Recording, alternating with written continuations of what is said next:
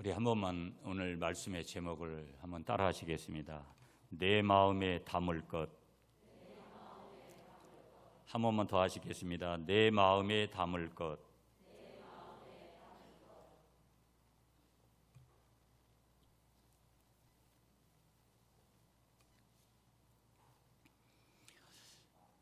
인생이 긴 것 같아도 누군가의 말에 의한 것처럼 인생은 짧고 예술은 길다, 이런 표현들을 쓰듯이 인생은 짧다. 그걸 제 스스로도 분명하게 느끼고 있고 여러분들도 그와 같은 사실 앞에 분명히 인지를 하면서 오늘 분명히 살아가실 거예요. 그래서 왜 성경이 세월을 아끼라고 말씀하셨는가? 그 하나님의 마음을 다는 몰라도 조금은 분명히 알 것 같다. 내게 어느 정도 합법적으로 주어진 그런 시간일 것 같은 시간들도 돌연 나에게서 하나님이 거두시는 그런 일들이 분명히 우리에게도 얼마든지 일어날 수 있다라는 거. 그래서 오는 것은 정해진지 몰라도 하나님 앞에 가는 것은 정해지지 않는 그러한 이치가 분명히 있다라는 것을 우리가 숨길 수 없다라는 거. 우리가 이런 가운데 우리의 인생들을 살아가는데 인생의 삶의 조건들이 여러 가지들이 있습니다. 인생의 단면을 조금 보면 우리는 항상 이치가 뭐냐면 버려야만 됩니다. 어찌 보면 어느 집에는 매일매일 쓰레기가 나오고요, 어떤 집에는 매일매일 청소를 하고 매일매일 그 버리는 작업들을 하는데 어떤 집에만 한정된 것이 아니라 보편성은 모든 집들이 다 그와 같은 일들을 하고, 우리나라 같은 경우는 음식물 쓰레기나 일반 쓰레기나 아니면은 재활용 쓰레기나 이런 것들을 잘 분리하는 그런 그 생활의 지혜들도 우리가 이제 가져가는 것을 보지만 다 결국은 그것은 버리는 작업들입니다.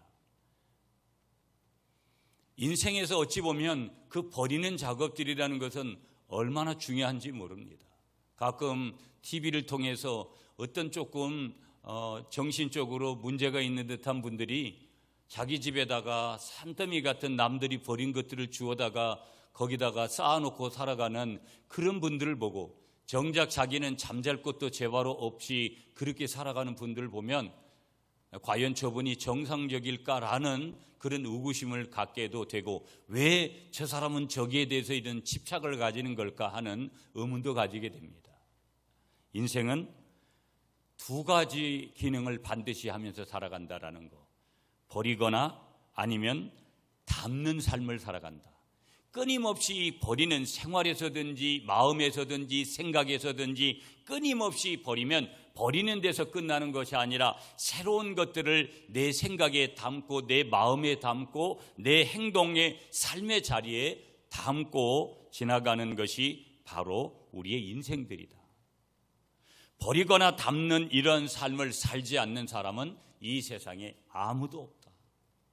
무엇을 버렸느냐, 무엇을 담고 살아가느냐가 그럼에도 불구하고 중요하다라는 질문을 우리에게 다시금 하나님께서 하시도록 우리에게 지금 이 순간도 말씀으로 초대하시면서 우리에게 질문토록 하신다. 오늘 버리거나 담는다라는 이 인생의 삶의 이치를 제가 여러 번 이 영성으로, 믿음의 세계로, 믿음의 자세로 바꿔본다면 우리 예수 믿는 사람들은 항상 비우는 영성을 먼저 하고 그 다음에 반드시 이치가 채우는 영성을 채우지 못하면, 이 원리를 이해하지 못하고 이 원리를 똑바로 적용하지 못하면 반드시 영적인 자리에도 문제가 생기고, 영적인 자리에 문제가 생겼다라는 것은 자연적으로 육적인 자리에 문제가 따라올 수 있다라는 것을 전제로 하고 있다라는 거. 대통령 선거 하시고 6월 1일에 이제 지방선거 여러분이 또 이제 여러분의 소중한 한 표를 행사하시게 되는데, 제20대 대통령 선거하고 드디어 이제 대통령이 취임을 했습니다.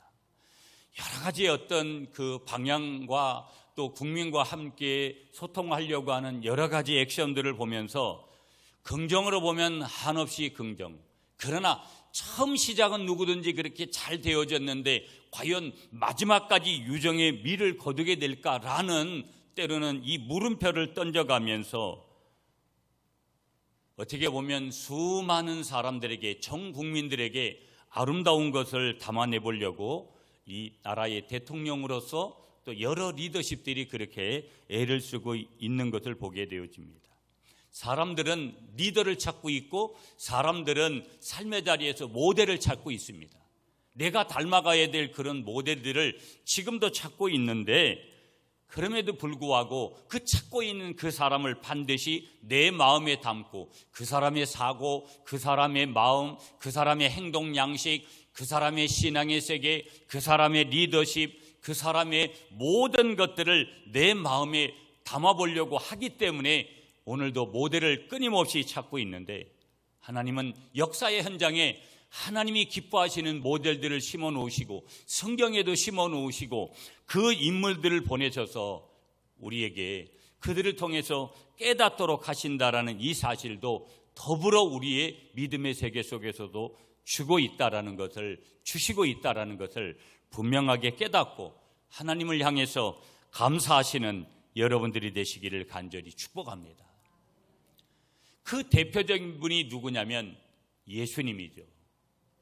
예수 그리스도는 우리의 구주가 되시고 구세주가 되시고 구원주가 되시는 동시에 우리의 모든 삶에, 왜? 그분은 인간의 몸을 입고 오셔서 우리와 똑같은 성정을 입으시고 우리의 인간들의 모범이 되어주신 분이 바로 예수님이라는 거. 아멘이시죠, 여러분? 우리가 예수 그리스도를 본받는다, 예수님을 본받아야 된다, 그리스도의 장성한 분량에까지 이르러야 된다, 우리가 성경을 통해서든 우리가 누군가의 충고를 통해서든 이런 성경적인 토대를 가지는 메시지를 우리에게, 그런 가치관을 가지도록 우리에게 요구하는 그 현장을 보게 되어진다면 예수님을 본받는다라는 것이 과연 뭘까? 예수님을 본받는다라는 것은 여러 가지로 종합적으로 말씀드릴 때는 여러 가지를 우리가 적용해 볼 수 있지만 결국은 예수님을 이 땅에 보내신 하나님을 본받는 거다. 이게 더 어려워질 수 있는 질문이고 어려워질 수 있는 해석 같습니다. 예수님을, 이 땅에 인간의 몸을 입고 오셨던 예수님을 본받는 것도 어려운데 하나님을 본받는다, 보이지 않는 하나님을 본받는다, 이 사실은 더 어려워지는 것 같은 느낌들을 우리가 자연적으로 받게 되는 것이죠. 그런데도 사도 바울은 고린도 교회의 성도들을 향해 너희는 나를 본받는 자가 되라, 더 어려운 질문을 합니다. 하나님은 하나님이니까 모델로서 괜찮은 것 같은데 사람을 본받으라고 이야기를 하니까 과연 이것이 옳은가라는 생각을 하게 됩니다. 사도 바울이 불같은 성격을 가져가지고 전도 여행을 떠나면서 여러 사람과 부딪히는 예들도 보게 되어지는데, 별로 어떤 면에서는 아주 많이 배운 사람이지만 그렇게 인간성이 아주 썩 좋다라고 그렇게 느껴지는 것도 아닌데 왜 사도 바울은 자기를 본받으라고 했을까? 그것은 그런 우리가 늘 생각하는 인간적인 해석과 인간적인 접근법을 말씀하는 것이 아니라 항상 내가 하나님을 얼마나 사랑하고 하나님의 말씀대로 살아가려고 하는 하나님의 사람됨에 자격된 그 모습을 본받으라고 말씀하는 것이 사도 바울을 통해서 주시는 그런 나를 본받으라는 메시지인 줄 믿습니다. 자, 여러분 오늘 본문으로 가셔서 5절 말씀을 한번 여러분이 읽어주세요. 5절 말씀 시작.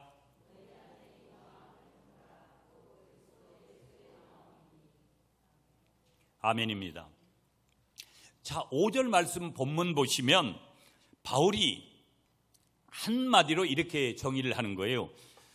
그리스도 예수의 마음을 품자. 조금 슬로건같이 이야기를 하면 이 말씀을 이렇게 정리해 볼 수 있는 거예요. 그리스도 예수의 마음을 품자. 예수님의 마음 품자. 예수님의 마음을 담자. 이런 내용이거든요. 자, 이 말은 그리스도를 본받기 위해서 바울 자신이 실천하고 그 실천하는 목표로 삼고 있었던 것이에요. 가깝게는 개인으로 보면.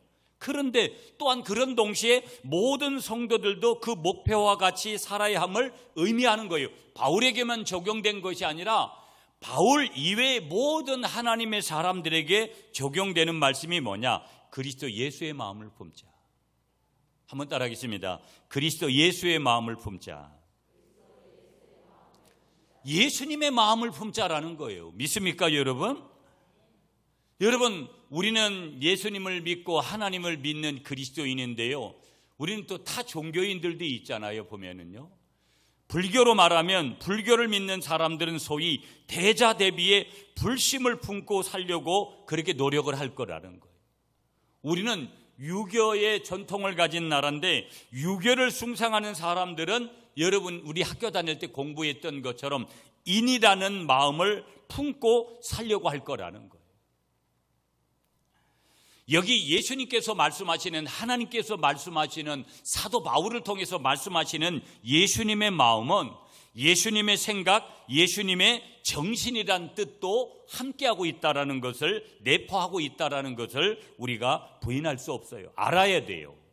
우리는 이 시간 지난날 예수님의 마음을 품지 못했던 거, 목사로서, 중직자로서, 성도로서, 한 사람의 신앙인으로서 한 사람의 이 땅에 선물로 보냄받은 인생으로서 예수님의 마음을 품지 못하고 내 마음에 그 정신대로 살지 못한 것에 대해서 반성하고 회개하고 돌이켜보고, 우리가 주일에 무언가 새로운 은혜를 받는 것은 먼저는 내가 먼저 깨달음을 주시는, 내가 잘못된 삶을 살아왔고 잘못된 인생의 여정 속에서 예수님을 닮지 못하고 예수님을 닮아가려고 몸부림치지 못했던 것들을 먼저 내려놓고 먼저 회개하는 것은, 자기를 돌이키는 것은 대단히 중요하고 큰 하나님이 먼저 주시는 선물인 줄 믿습니다.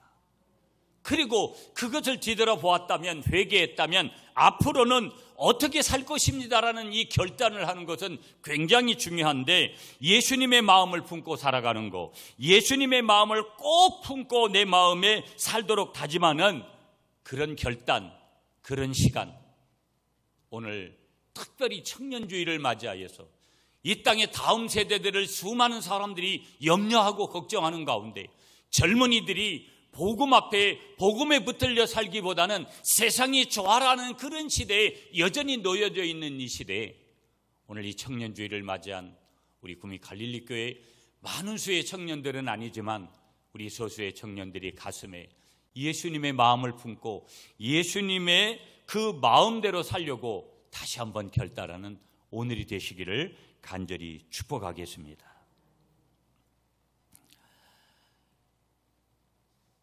여러분, 오늘 우리에게 있어서 사람은 성경은 우리 인간을 3분법으로도 2분법으로도 구분을 내요. 그런 건 중요하지가 않아요. 사람을 영과 혼과 육으로 나누는 것을 3분법이라고 하고요, 영혼과 몸으로 나누는 것을 2분법이라고 해요.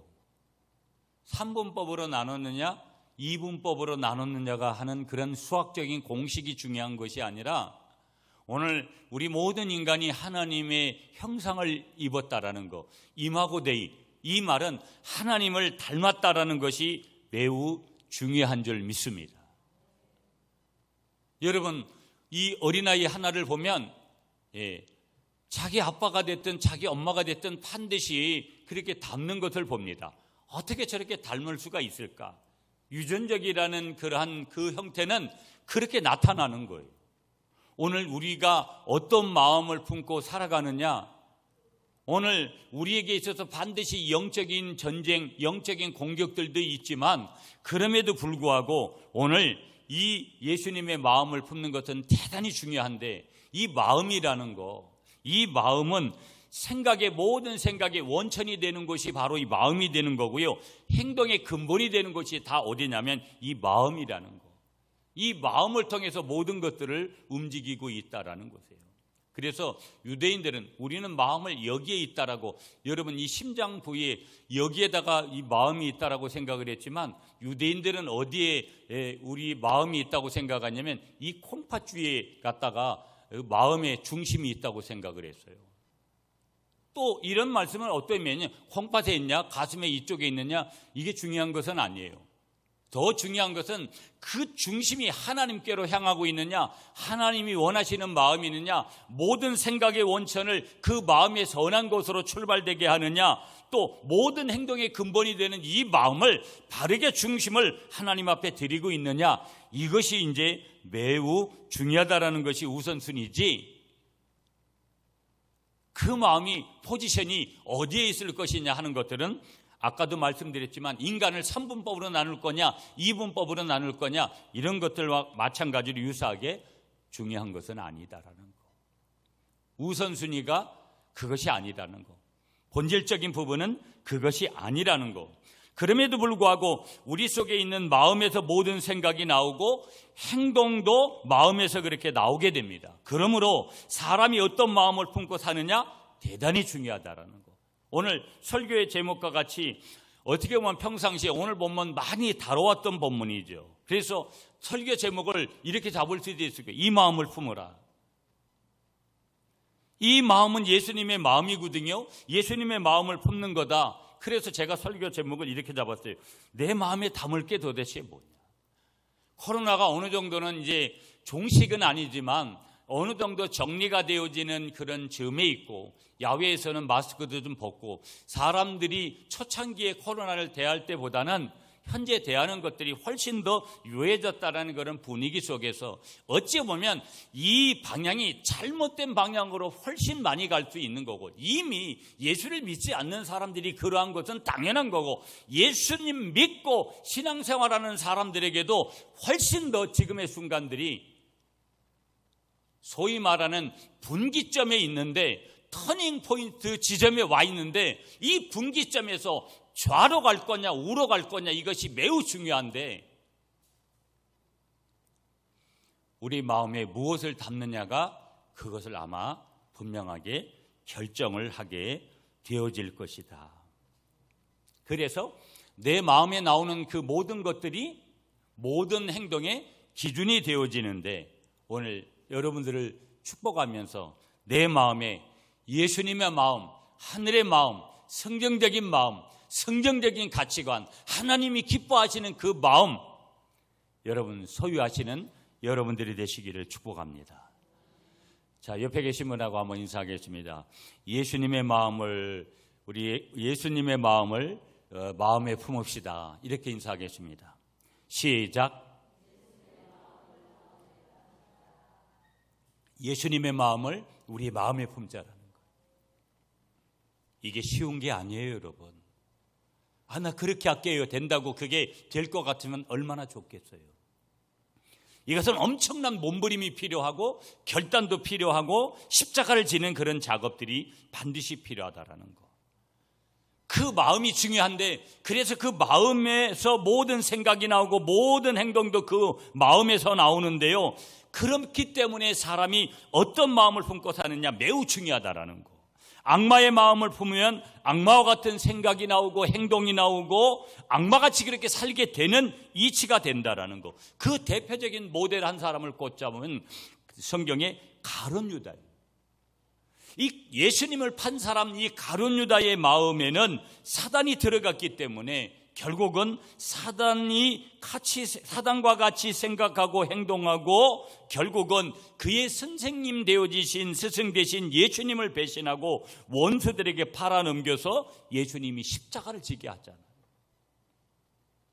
오늘 내 마음에 무엇이 있는가를 점검하는 거, 우리가 큐티를 하고 성경을 읽고 예배를 드리고 이런 모든 것들을 행하는 것들 속에서 우리는 다시금 새로운 선택을 준비하기 이전에 먼저는 자기 자신을 점검하는 거예요. 그런데 자기 자신의 중심, 하나님과의 관계 속에서 내가 내 중심이 바르게 있는가를 점검하는 거 매우 중요한 거예요. 부부가 상대방을 향한 부부를 향한 마음이 매일 점검되지 못하면 딴 마음을 품을 거예요. 딴 마음을 품으면 어느 날 그것을 행동으로 옮기고 문제가 거기서부터 시작될 거라는 거예요. 한 가정의 불행이. 그러므로 하나님과의 관계에서 이 관계의 종교인 하나님과의 관계에서 마음을 늘 우리가 점검하는 것들이 중요한데요. 우리가 구약에 가보면 사울왕이 나와요. 통일 왕국의 초대 왕이었던 사울왕이 나오는데 사울왕의 마음속에도 악신이 들어가니까 처음에는 정말 처음은 좋았어요. 솔로몬도 처음은 좋았어요. 그런데 결국은 이 사울왕의 마음에 악신이 들어갈 때 악한 생각을 가지게 되고 공연히 정말 죄도 없는 의로운 사람, 하나님 마음에 합한 사람 다윗을 미워해서 죽이고다 끊임없이 그렇게 따라다니다가 결국은 길보아 산에서 엉뚱한 그런 죽음을 어떻게 보면 맞이하는 최후를 보게 됩니다. 어떤 여집사님 간증 하나 짧게 소개하면 어떤 여집사님의 삶 가운데 이런 일이 있었다라는 거예요. 자기 남편이 은행을 다니는데 자기 남편이 어느 날 갑자기 다니던 은행을 그만두고 선교사가 되겠다고. 얼마 전에 선교사 한 분이 나왔는데 그분이 유명한 배우더라고요. 저 사람이 어느 날 이제 배우를 그만두고 선교사가 된 거예요. 깜짝 놀라죠. 우리가 볼 때도. 그런데 깜짝 놀라는 일들만 있는 게 아니라 가정에서 부부관계에서 이런 일을 갑자기 저지르면 아무리 영적인 일이라도 이게 쉽지가 않은 거예요. 저도 제가 목회하라고 신학교 간다고 했을 때 집에서 부모님들도 저희 집 사람도 다 반대했어요. 환영한 사람 아무도 없었어요. 은행을 다니다가 어느 날 갑자기 선교사가 되겠다고 하니까 굉장히 미워지지요. 당장 생활은 어떻게 할 거고 자녀들은 어떻게 키울 거고 여러 가지. 결국은 어떤 생각까지 가졌냐면요, 이혼까지 하려고 하는 그런 생각을 가졌다라는 거예요. 그 후에 시간이 지났습니다. 많은 기도했겠지요. 이런 인간적인 생각만 하는 것이 아니라 신앙이니까.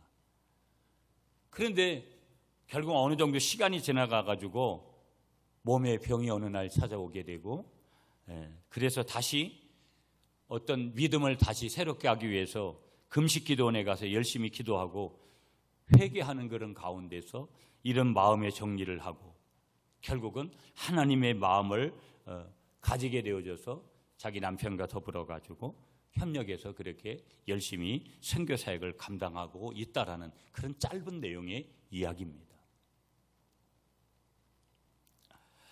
아까도 말씀드리지만 오늘 청년주일이에요, 여러분. 5월은 가정의 달이고 어린이날, 어린이 주일, 어버이 주일, 어떤 교회는 스승의 주일까지. 우리 교단은 공식적으로는 스승의 주일을 예전에 했는데 지금은 스승의 주일이라는 주일을 별도로 정하지는 않습니다. 그래도 보니까 저희 아들도 그렇고 교구에서 막 꽃다발을 줘가지고 스승의 날이라고 막 그런 것들을 보여주더라고요. 저희 가족방에도. 아무튼간 일반 저기들도 그래서 스승의 주일도 하고 스승의 날도 하고 가정을 생각하는 그런 부분들이 굉장히 많이 있어요. 오늘 청년주일인데 정말 청년들을 생각하면 너무 고마운 분들이고 감사한 분들이고 소중한 분들이고 아멘을 안 하시네. 내 청년 시절은 다 끝났다고 그렇게 생각해서 그런지 몰라도 남의 인생이라고 그렇게 함부로 여기시면 안 되고 그 청년의 때가 그렇게 소중한 거예요. 아멘이십니까? 저는 이제 청년의 때가 없거든요. 세상에서 방황할 때여서 그때 제가 청년의 때는 청년부에 가본 적이 없어요. 이 청년 시절이 얼마나 중요한지 너무 소중하게 이렇게 여겨지는 건데 여러분 청년의 때를 하나님을 향해서 열려있는 우리 청년들이 되시고 청년의 때 내 일생을 주님 앞에 바치기를 결단하는 그런 청년들이 되시기를 축복합니다. 어떤 경우에도 오직 주님 바라보고 앞을 향해서 달려갈 때 하나님이 우리 모든 이 땅의 청년들을 사용하시고 그들에게 복을 주실 줄 믿습니다. 우리가 전제 하나를 이렇게 그래서 분명히 이제 정리를 해야죠. 분명 우리가 내 마음에 담은 것은 예수님의 마음이구나. 그렇다면 이제 본문에 나타난 예수님의 마음을 우리가 본다면 이 예수님의 마음을 바라보면서 우리가 받아야 될 것은 은혜지요. 자, 오늘 예수님의 마음 어떤 마음인지 한 서너 가지만 우리가 정리를 본문을 통해서 한번 해봅니다. 자, 오늘 본문 다시 5절로 갑니다. 여러분 5절 말씀 우리 다 같이 한번 다시 여러분이 읽어주세요. 5절 시작.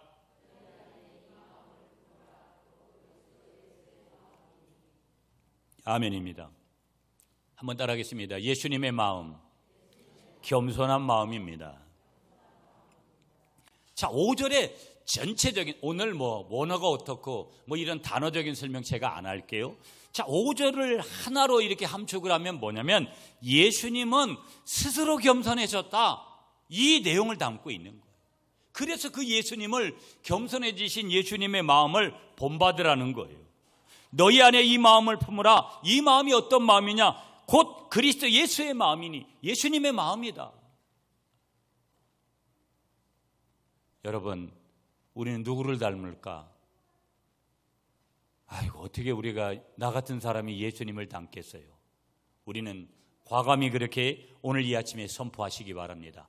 예수님을 닮으시는, 예수님이 모델이 되시는 여러분이 되시기를 간절히 축복합니다. 마태복음 11장 29절에 말씀 주세요. 나는 마음이 온유하고 겸손하니 내 멍에를 메고 나를 배우라. 예수님께서 말씀하세요. 나는 어떤 분이냐? 마음이 온유하고 겸손한 분이다. 자기 자신을 분명히 그렇게 소개를 하고 계시고, 그리고 친히 일생을 그런 온유와 겸손으로 지내신 분, 살아가신 분, 그분이 예수님이시라는 거.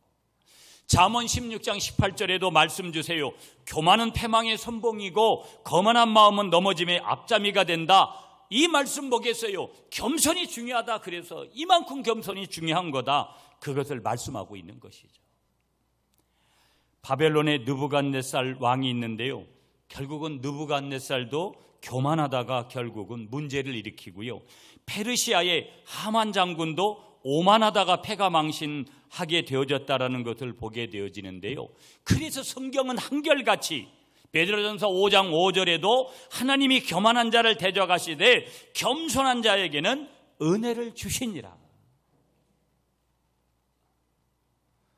교만한 사람은 아무리 예배를 많이 드리고 아무리 헌금을 많이 하고 아무리 그래도 하나님은 대적하신대요. 반대로 겸손한 사람은 때로는 그런 것들이 부족해도 그 사람에게는 은혜를 주신다라고 말씀하고 있는 줄 믿습니다.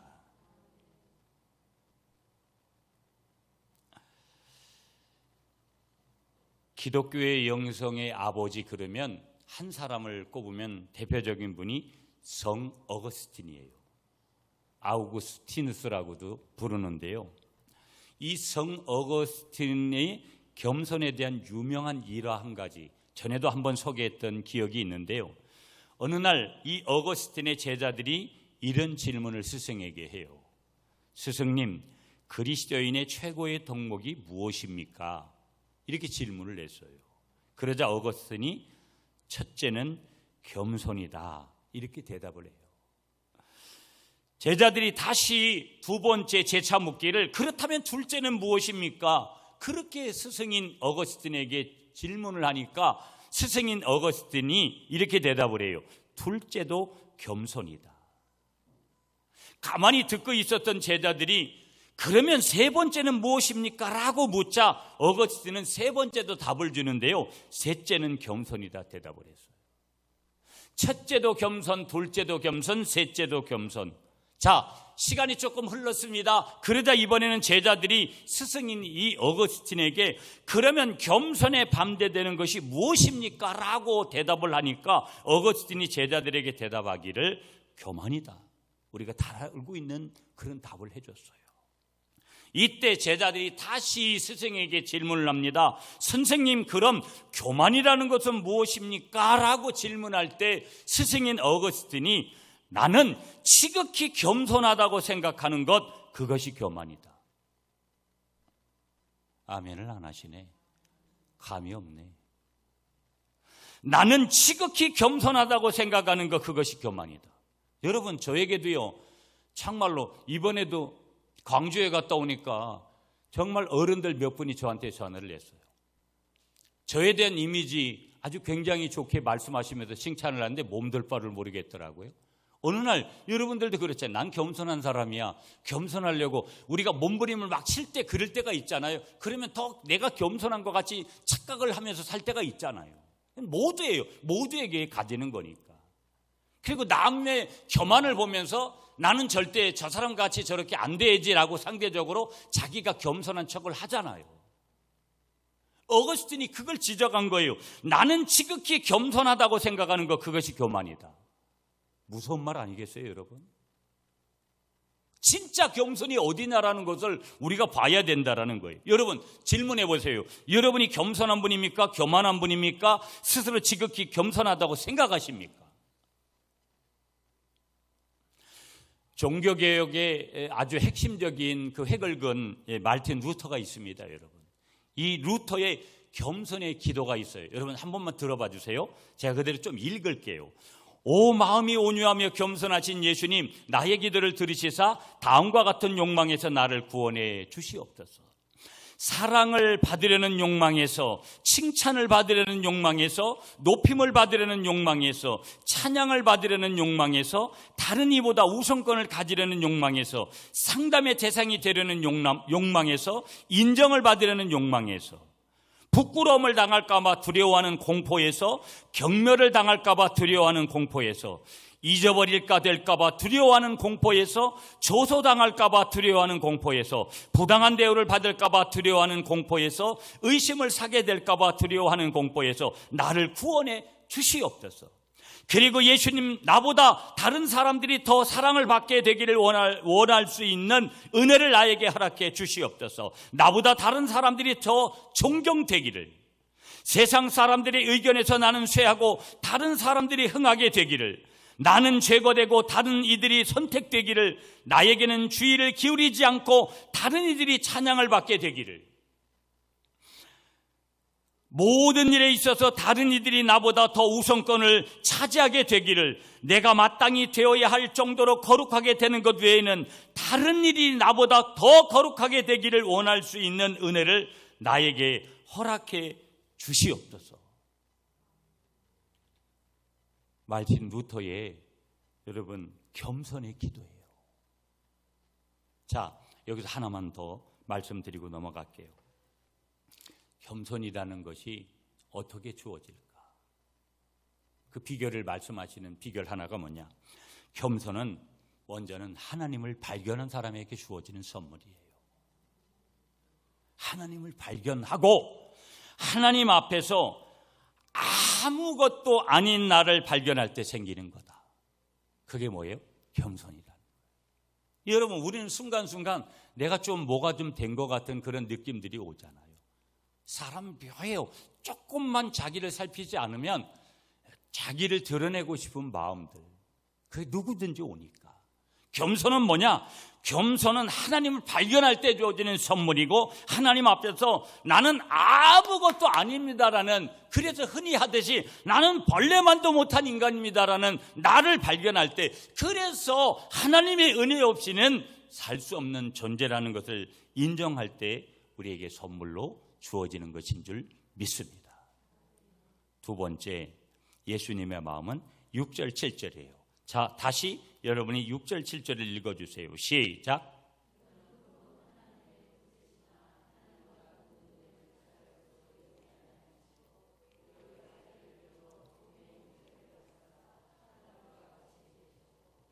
아멘. 자, 우리가 6절 말씀을 보시면, 자, 두 번째 우리가 예수님의 마음은 먼저 우리 한번 따라하시고, 예수님은 사랑의 마음이 가득하시었습니다. 예수님의 마음에는 뭐가 가득했다고요? 사랑의 마음이 가득했다. 여러분 6절을 보세요. 하나님의 형상을 버리셨어요. 이건 어마어마한, 나를 향한, 우리를 향한, 인류를 향한 사랑이 없으면 이렇게 할 수가 없어요. 기득권을 버리지를 못하잖아요. 서울 사는 사람들 그 기득권을 버리면, 여러분, 지방 분권화를 시키고 그렇게 해서 정치적으로 조금은 우리가 그렇게 접근해 보면 얼마나 좋은 일들이 일어나겠어요. 구미에 좋은 이런 아파트들이 있는데, 저런 정도를 가져가면, 서울 땅에 옮겨놓으면 저게 가치가 어마어마하게 바뀌는 거. 서울 분들을 이게 인터넷으로 공적으로 나가는데 욕하는 것이 아니라 어디에 있느냐에 따라 가지고 이런 것들이 달라지는 거죠. 보면 기득권을 버릴 수 있다는 게 어려운 거라는 거. 하나님은 그런 모든 것들을 버리시는 거예요. 하나님의 형상을 버리셨고 종의 형체를 가졌다. 오늘 말씀해 보면 더 중요한 게 뭐겠어요? 사람들과 같이 되셨고, 7절에 사람들과 같이 되셨고. 여러분, 여기서 질문 하나 한다면, 나는 이런 사랑할 수 있을 것 같아요? 내가 아무리 자식들을 위해서 끔찍하게 하고, 내가 남편과 아내와 내 부모님을 위해서 가정의 달에 끔찍하게 해도 예수님이 하셨던 이 사랑의 흔적만큼 따라갈 수 있을까요?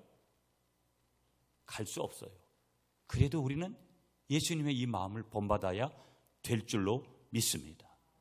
사랑이라는 거, 기독교의 본질이고 특색이고요, 최고의 계명이죠.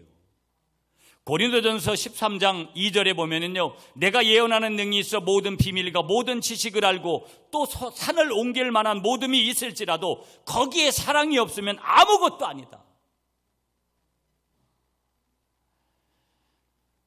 여러분, 제가 이제 교회를 항상 새로운 분들을 맞이하려면 기존의 사람들이 어떤 마음인가를 늘 봐야 되거든요. 제가 이렇게 요즘 여러 가지 교회 안에서 들려오는 소리들을 이렇게 좀 들어요.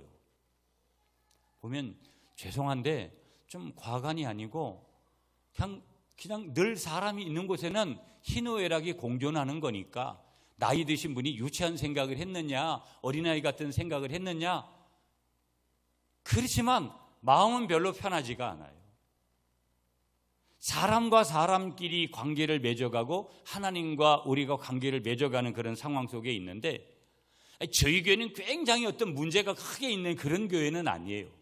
왜냐하면 규모 자체도 그렇게 큰 교회는 아닌 공도. 그럼에도 불구하고 크든 적든 우리의 자신들을 좀 깊이 좀 되돌아볼 필요가 있는데, 정말 여러분, 저도 마찬가지고 여러분들도 마찬가지고 모든 관계를 이뤄가면서 그런 사랑의 조건을 가지고 접근하는가? 그 유치한 말들을, 들려오는 말들을 들으면서 도대체 제가 할 수 있는 그걸 대꾸해가지고 뭘 그런 생각을 하느냐, 뭘 이러면 그 사람들이 또 어디로 가겠느냐 하는 것들은 뻔한 이치예요. 제가 왜 이런 말씀을 드리는 줄 아세요?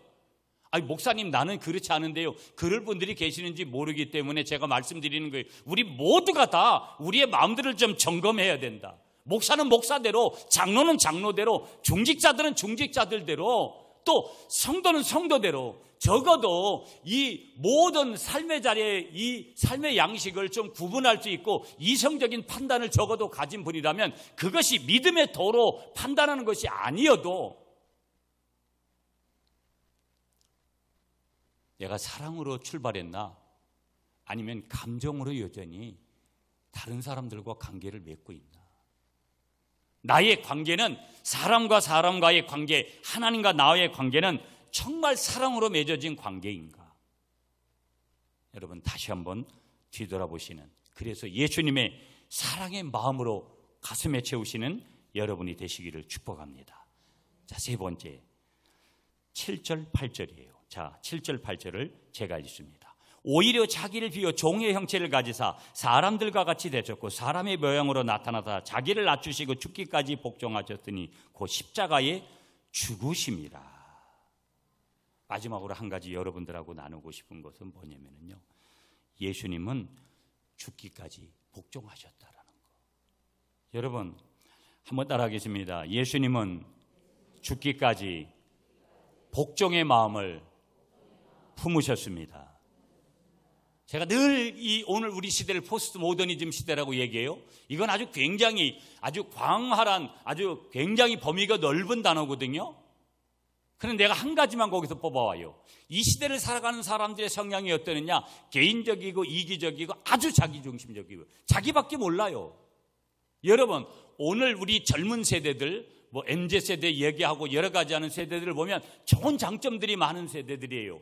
그러나 여러분, 뭐가 약한 세대들하고 많이 얘기를 하냐면 기존 세대들은 순종이 약한 거예요. 자기 의사 표현이 정확하니까.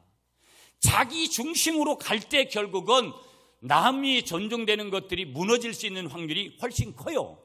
오늘 이 시대들이 그렇다라는 것들을 다 그렇게 몰아넣을 수는 없지만 그런 경향을 가질 수 있다라는 거예요.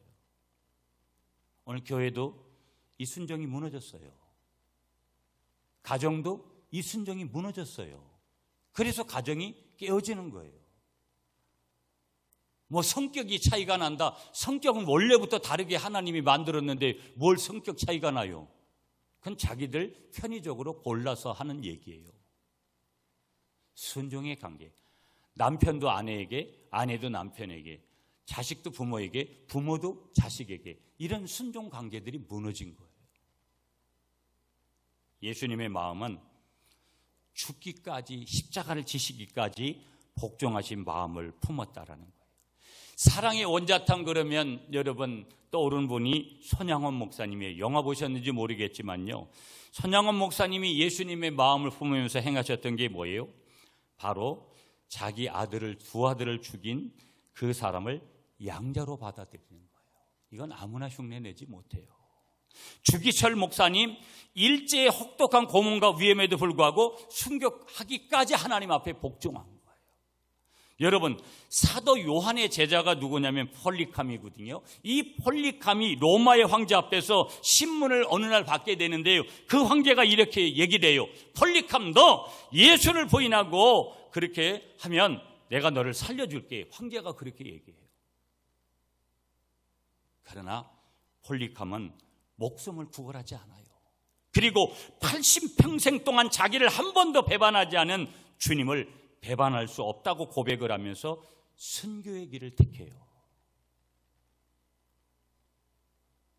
오늘 어디서든지 가정이든지 직장이든지 교회이든지 사회이든지 이 순종을 회복해야 되는데 그게 녹록하지 않다라는 거.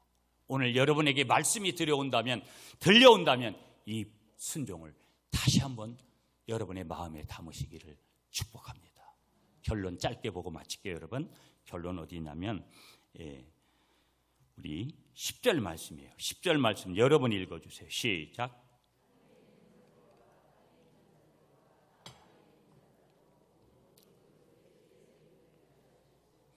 모든 무릎을 예수의 이름을 꿇게 하시고, 우리가 우리의 마음에 예수님의 마음을 담아야 될 이유가 뭐냐? 마지막 최종 목적지가 어디냐? 예수님의 이름에 무릎을 꿇고 하나님의 영광을 위해서 내 마음에 예수님의 마음을 담아야 될 줄 믿습니다.